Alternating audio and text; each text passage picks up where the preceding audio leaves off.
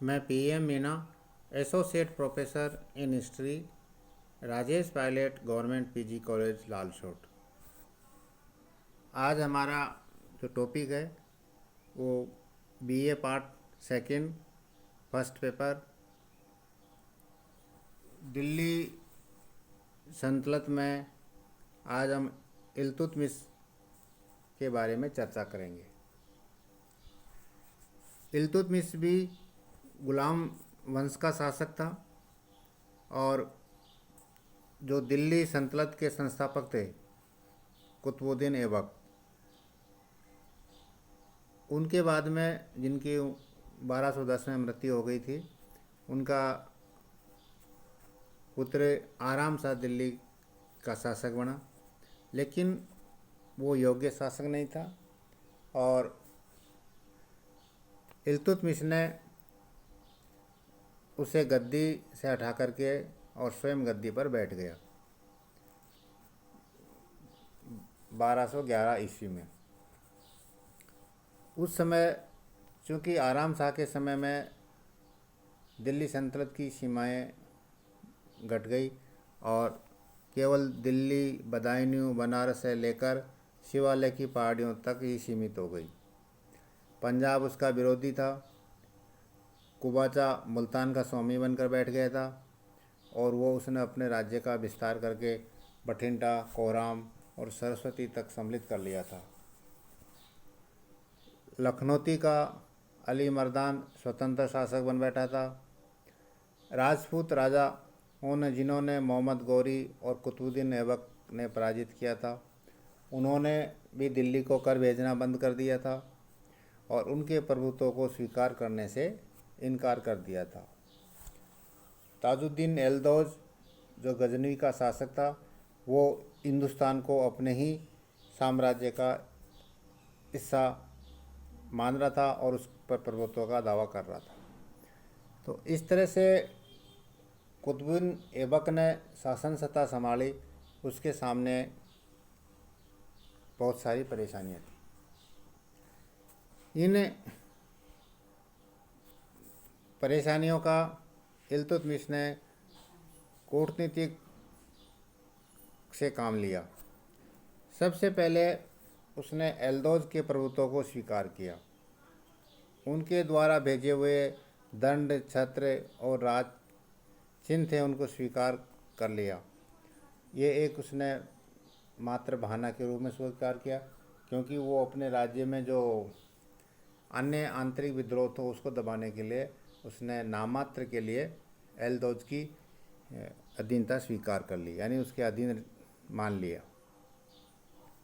और सबसे पहले तो उन्होंने जो दिल्ली में आराम शाह का दल था उसका दमन किया। इसके पश्चात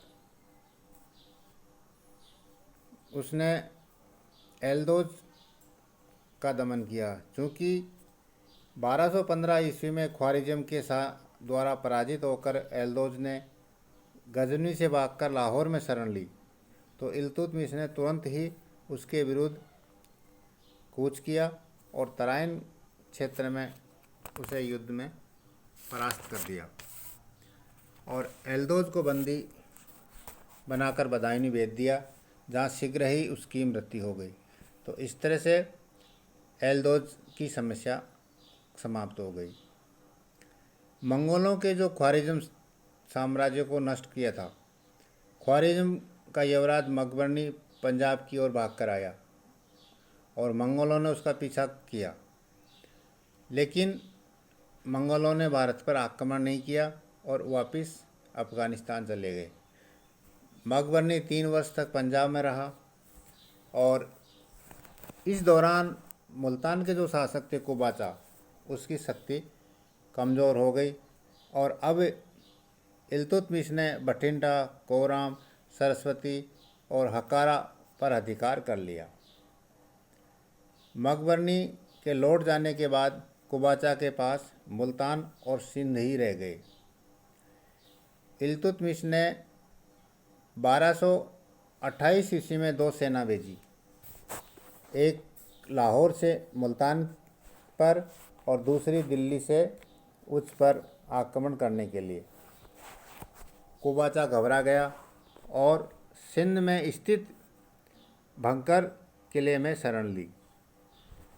लेकिन दिल्ली सेनाओं ने बक्कर के किले पर भयंकर प्रहार किया और इससे कुबाचा इतना आतंकित हो गया कि वो इन आक्रमणों से निराश होकर के और सिंध नदी में कूद गया और उसकी डूबने से मृत्यु हो गई। तो इस प्रकार इल्तुतमिश ने मुल्तान और सिंध प्रांत को भी अपने राज्य का अभिन्न अंग बना लिया। चूँकि अब सुल्तान आराम शाह के दल से निमट चुका था, एलदोज से छुटकारा पा चुका था और जो कुबाचा था उसकी भी मृत्यु हो चुकी थी और उसको राज्य को अपने अधीन सम्मिलित कर चुका था। अब इल्तुतमिश के सामने बंगाल था। बंगाल अधिकार करने के लिए अपनी सेना भेजी और वहाँ के शासक ने इल्तुतमिश की अधीनता स्वीकार कर ली। लेकिन जो ही सुल्तान की सेना वापस बंगाल छोड़कर आई और उन्होंने मना कर दिया अधीनता स्वीकार करने से। अब की बार इल्तुतमिश ने अपने पुत्र नासिरुद्दीन को 1236 ईस्वी में लखनौती पर आक्रमण करने के लिए भेजा और उन्होंने उस पर अधिकार कर लिया और वहाँ के जो शासक थे उसामुद्दीन एवाज उसको युद्ध में हराया और मार डाला। तो इस प्रकार बंगाल पुनः दिल्ली सल्तनत का प्रांत बन गया। तो इस तरह से इल्तुतमिश ने बंगाल, बिहार, पंजाब, सिंध, मुल्तान इन सब को वापस अपने राज्य का हिस्सा बनाया और इसके बाद में कई सैनिक राजपूताना पर भी उन्होंने कार्रवाई की, जिसमें 1226 में रणथंभौर मंदौर पर, 1229 में जालोर, बयाना, अजमेर, नागौर पर अधिकार किया।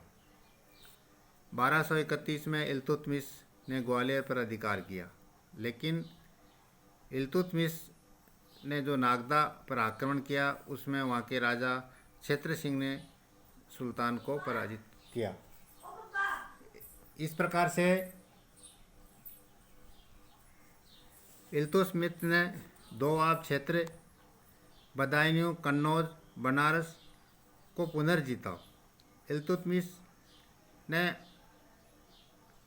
अपना जो क्षेत्र था राजपूताना, दोआब इन सबको अपने नियंत्रण में ले लिया। इस प्रकार इल्तुतमिश एक योग्य शासक था। उसने अपने राज्य की सीमाओं का विस्तार किया और जो दिल्ली सल्तनत जो नवीन वंश था उसकी जड़ें मजबूत की।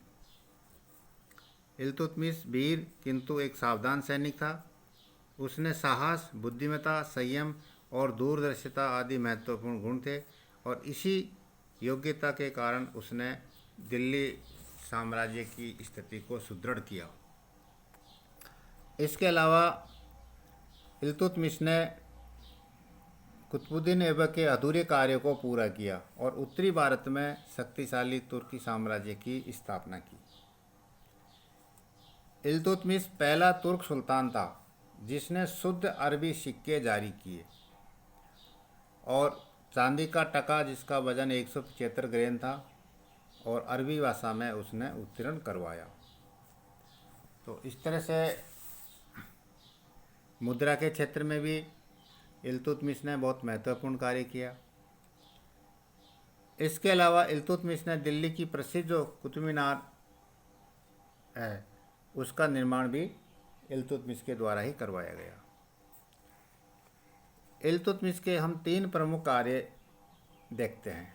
पहला है नव स्थापित तुर्की राज्य को नष्ट होने से बचाया, यानी जो आराम शाह के समय आते आते एक तरह से उस पर बादल संकट मंडरा था नए साम्राज्य की नष्ट होने का, वो इल्तुतमिश के द्वारा उसको पुनः स्थापित किया और नष्ट होने से बचाया और उसको वैधानिक स्थिति प्रदान की।